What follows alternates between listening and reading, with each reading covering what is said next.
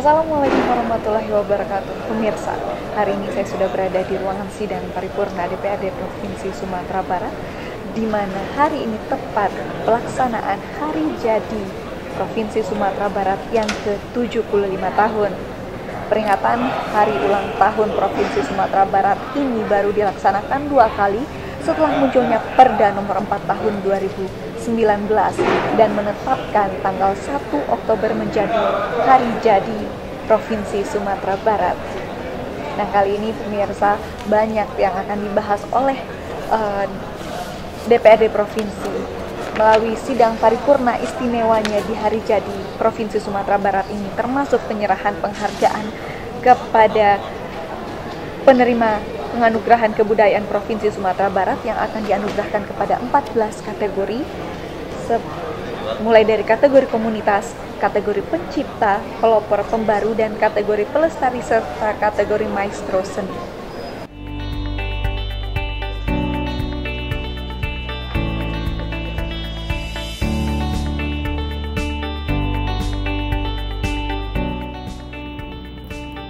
Sumatera Barat merayakan hari ulang tahun ke-75 pada Kamis 1 Oktober 2020. Upacara peringatan dilakukan dalam rapat paripurna istimewa DPRD Provinsi Sumatera Barat di Gedung Dewan.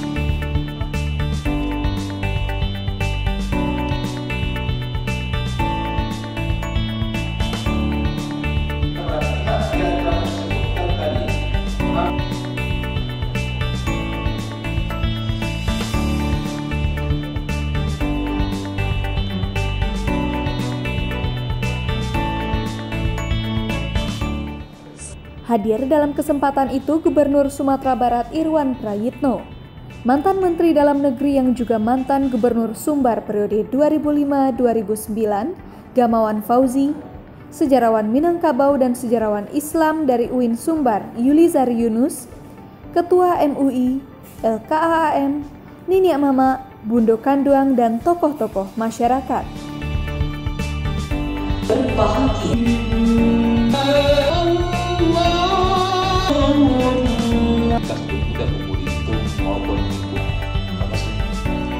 Harus dapat lebih istimewa. Dalam sambutannya, Ketua DPRD Provinsi Sumbar, Supardi, menyampaikan bahwa momentum menetapkan tanggal 1 Oktober 1945 sebagai titik tolak Hari Jadi Sumbar adalah rapat KNIDSB yang memutuskan untuk membentuk kembali Keresidenan Sumbar dan sekaligus pengambil alihan kekuasaan keresidenan dari Tentara Pendudukan Jepang oleh pemuda-pemudi yang dimotori oleh M. Syafei, Dr. M. Jamil, dan Rasuna Said. Naya Oto, painya di malam Senayan. Sampailah salam dari aku untuk seluruh tamu undangan. Sanjo Kibo Harilah Kalam, Langit Galok Terlari Naik. Sudi kironya menjadi salam tanpa cara itu kamu lain. Assalamualaikum warahmatullahi wabarakatuh. Yang terhormat Saudara Gubernur Sumatera Barat, yang terhormat Prokopimda, Ketua Pengadilan Tinggi dan Pengadilan Tinggi Agama Sumatera Barat, yang terhormat Bapak Dr. Haji Gamawan Fauzi, mantan Gubernur kita, mantan Menteri Dalam Negeri, dan tokoh masyarakat Sumatera Barat, yang terhormat Bapak Dr. Yulizar Yunus, sejarawan Minangkabau dan sejarawan Islam dari Universitas Islam Negeri Padang. Yang terhormat Saudara Wakil Ketua, rekan-rekan anggota DPRD Provinsi Sumatera Barat. Yang terhormat Saudara Bupati, Wali Kota Sumatera Barat. Yang terhormat Ketua MUI, Kalkam, Nenek Mama, Bundo Kanduang, tokoh-tokoh masyarakat, paguyuban, komunitas pemuda-pemudi, perwakilan masyarakat Sumatera Barat. Yang terhormat Saudara Seda, Asisten Kepala OPD di lingkup pemerintah Provinsi Sumatera Barat yang hadir langsung maupun mengikuti rapat paripurna istimewa ini melalui virtual. Pertama sekali, mari sama-sama kita pada puji dan syukur kepada Allah Subhanahu Wa Taala karena selimpah rahmat karunia-Nya pada hari yang sangat istimewa ini kita dapat hadir pada rapat paripurna istimewa DPRD Provinsi Sumatera Barat dalam rangka memperingati Hari Jadi Sumatera Barat ke-75 tahun 2020 ini. Salawat dan salam kita mohonkan kepada Allah agar tetap tercurah kepada Nabi besar kita Muhammad SAW. Allahumma sholli ala Muhammad wa ala Muhammad. Bapak Ibu hadirin yang kami hormati, sesuai dengan Perda Provinsi Sumatera Barat nomor 4 tahun 2019, tanggal 1 Oktober 45 ditetapkan sebagai Hari Jadi Sumatera Barat. Dengan demikian pada hari ini tanggal 1 Oktober 2020 merupakan Hari Jadi Sumatera Barat ke-75. Masih banyak masyarakat kita yang belum mengetahui tentang masalah ini. Maka peringatan Hari Jadi Sumatera Barat yang mulai kita rayakan pada tanggal 1 Oktober 2019 kemarin belum memberikan nuansa yang istimewa. Oleh karena belum banyak masyarakat yang terlibat, termasuk pemerintah daerah, kota, kabupaten Sumatera Barat. Untuk peringatan Hari Jadi Provinsi Sumatera Barat yang akan datang harus dapat lebih istimewa dan dapat diikuti oleh seluruh lapisan masyarakat Sumatera Barat, sehingga akan ada kebanggaan.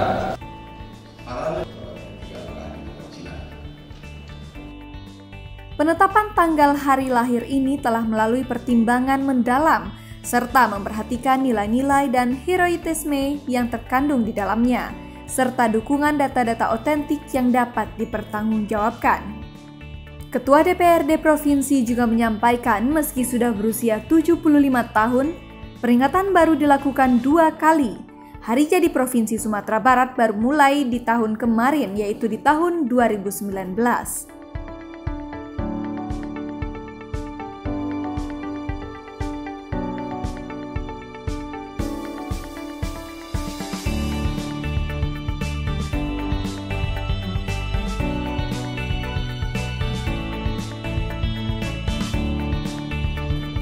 Mantan Menteri Dalam Negeri dan mantan Gubernur Sumatera Barat, Haji Gamawan Fauzi, juga berkesempatan memberikan sambutan dalam HUT ke-75 Provinsi Sumatera Barat kali ini.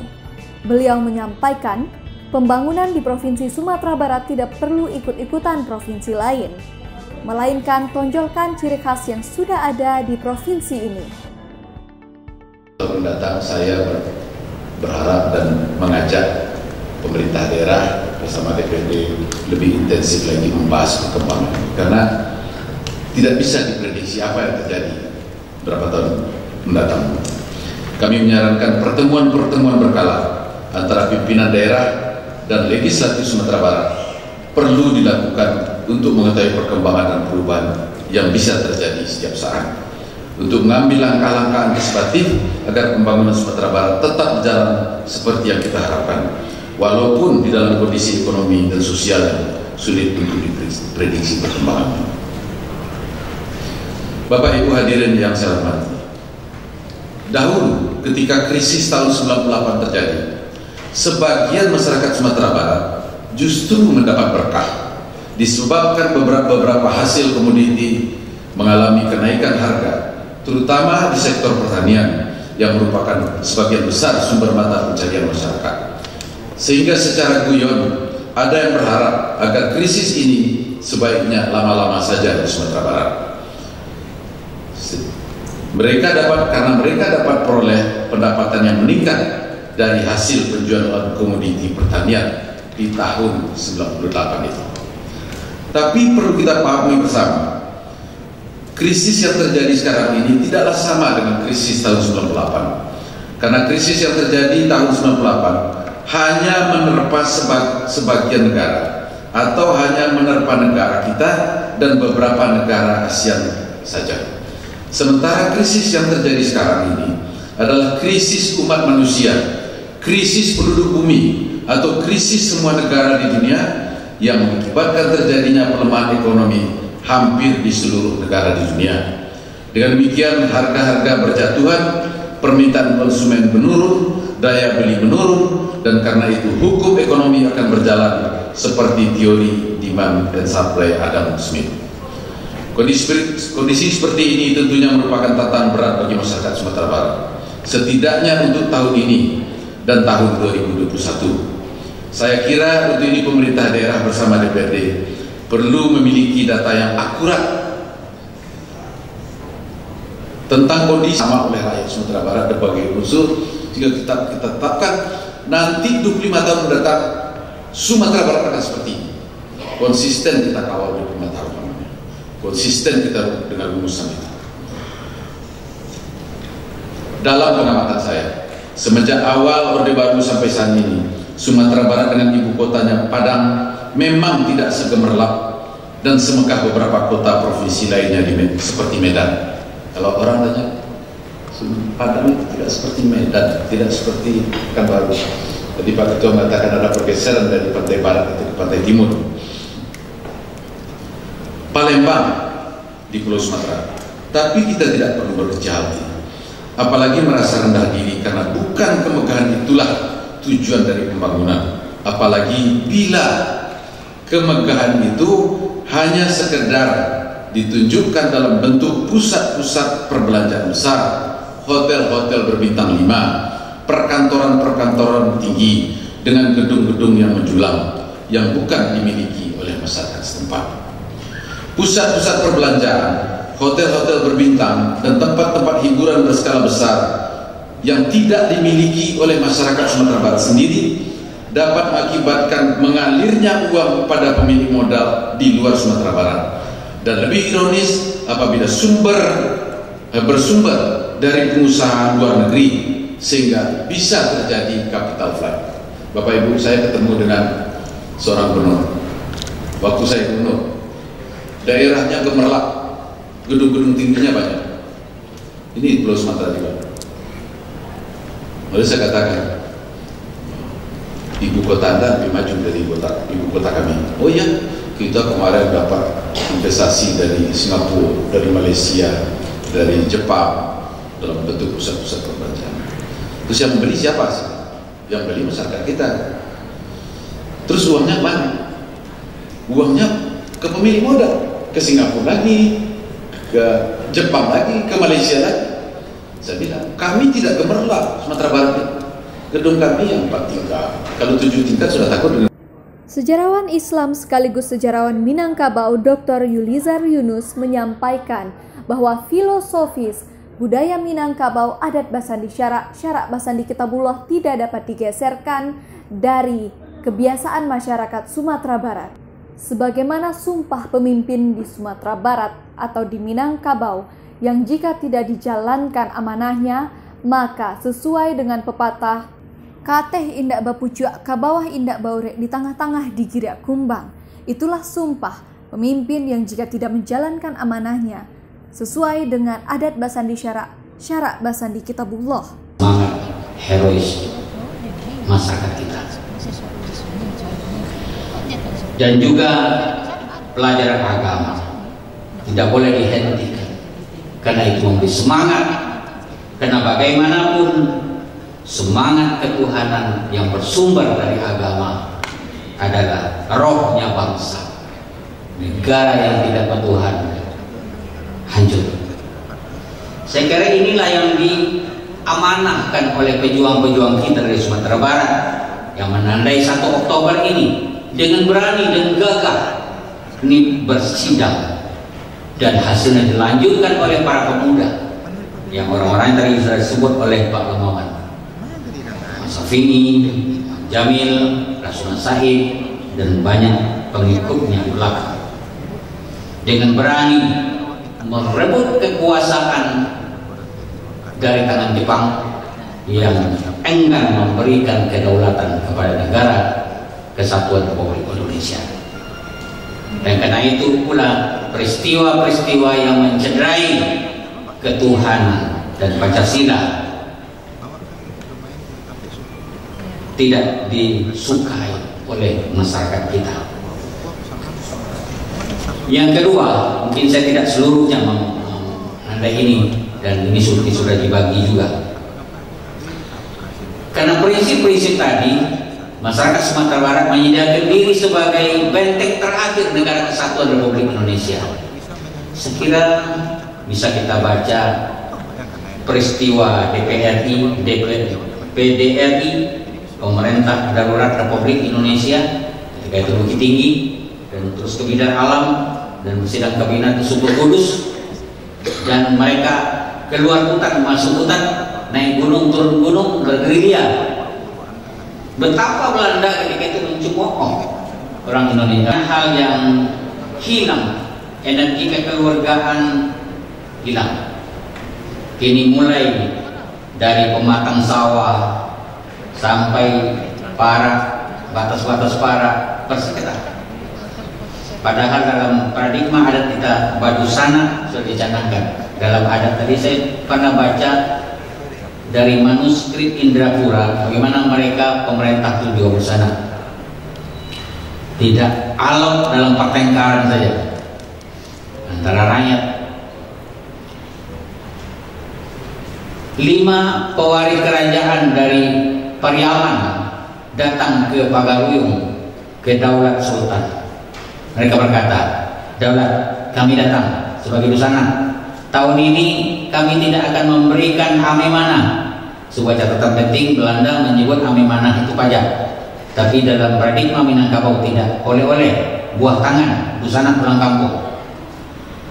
Tahun ini kami tidak akan menyerahkan ame manah ini kepada Sultan, Daulat Sultan.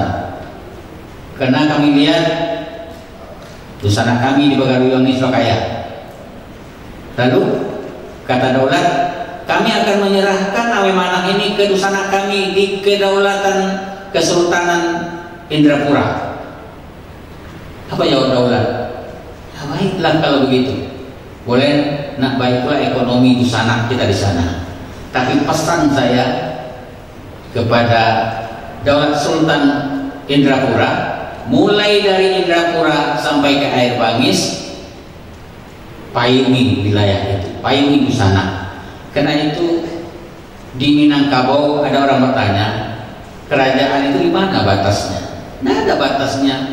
Kita tidak mengenal batas papan nama. Di sini batas Pagaruyung, di sini batas Padang, tidak ada.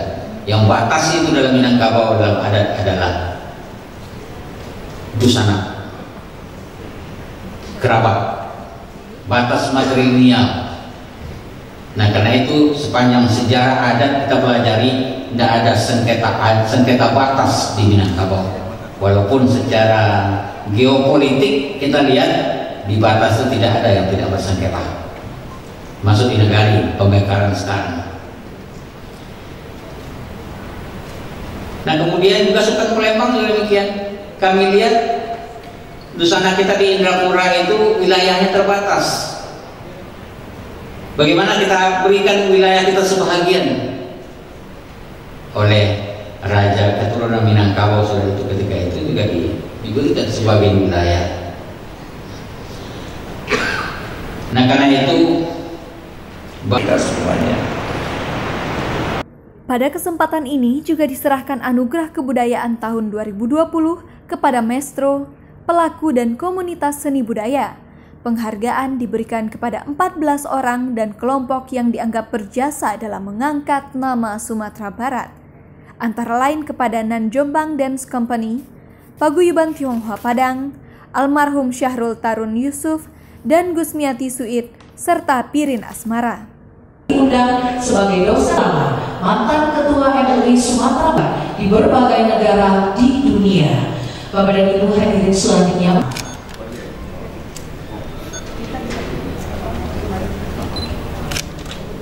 Hadirin yang berbahagia, untuk Paguyuban Tionghoa Padang dihadiri oleh Bapak Pilihan Gozali.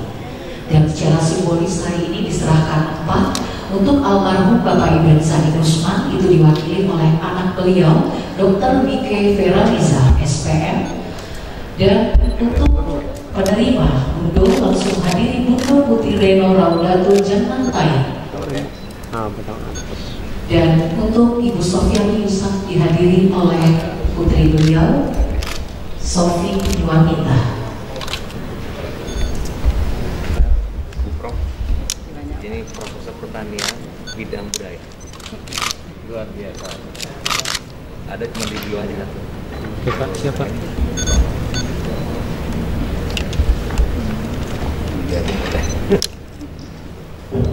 Mundur tahu deh.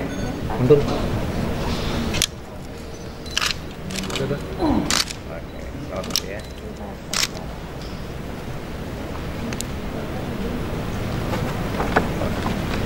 Cari.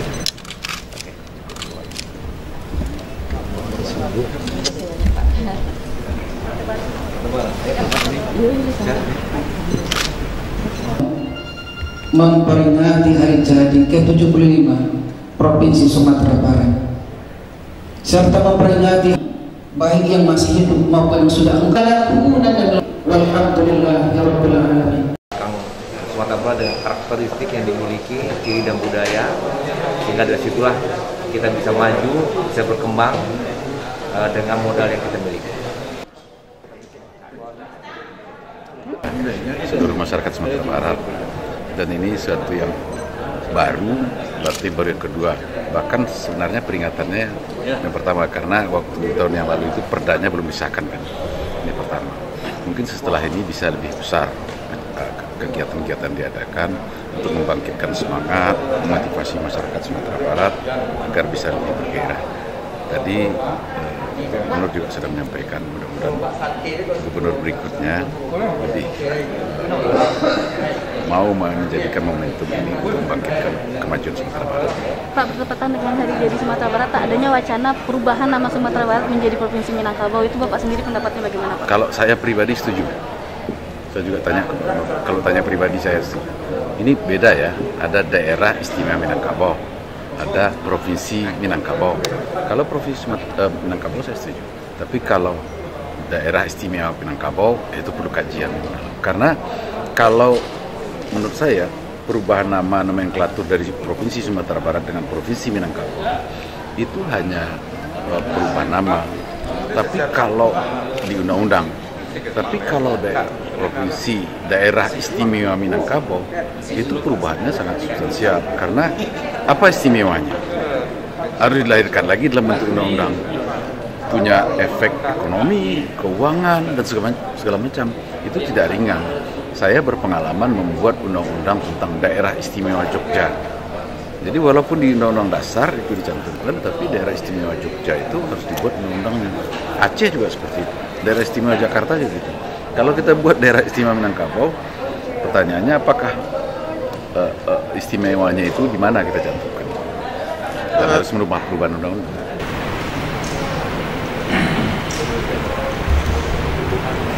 Terima kasih. Kita sampaikan kepada 3 orang pembicara yang telah memberikan pandangan-pandangan dan pokok-pokok pikiran untuk menjawab beberapa pertanyaan, isu-isu yang sedang akan kita hadapi untuk menjadi Sumatera Barat yang lebih unggul untuk kedepannya.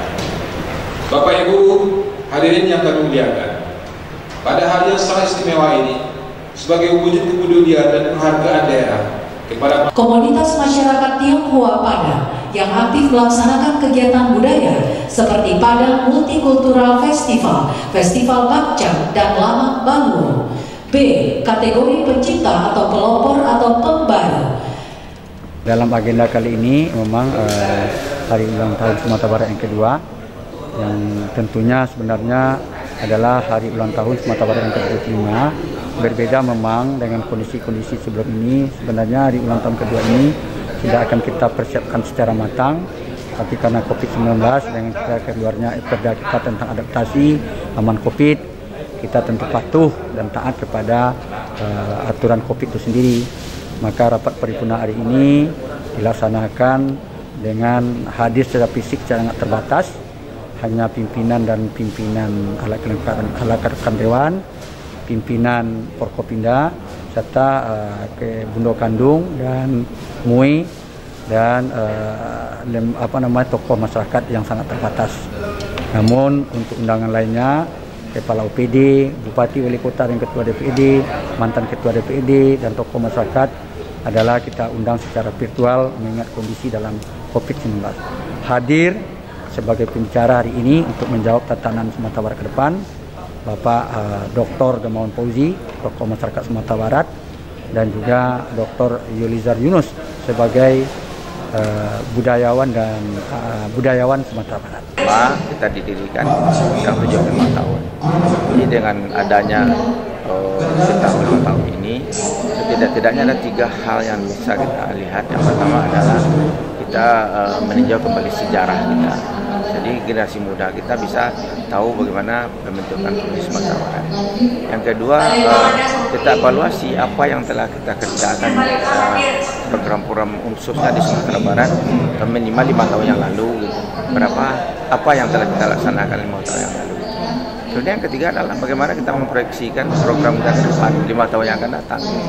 Nah, sehingga nanti mana yang baik itu harus dilanjutkan, mana yang kurang ya kita hilangkan. Baik, kalau kita kaitkan dengan pandemi ini, Pak, apa yang bisa dilakukan oleh nenek mama di Sumatera Barat ini?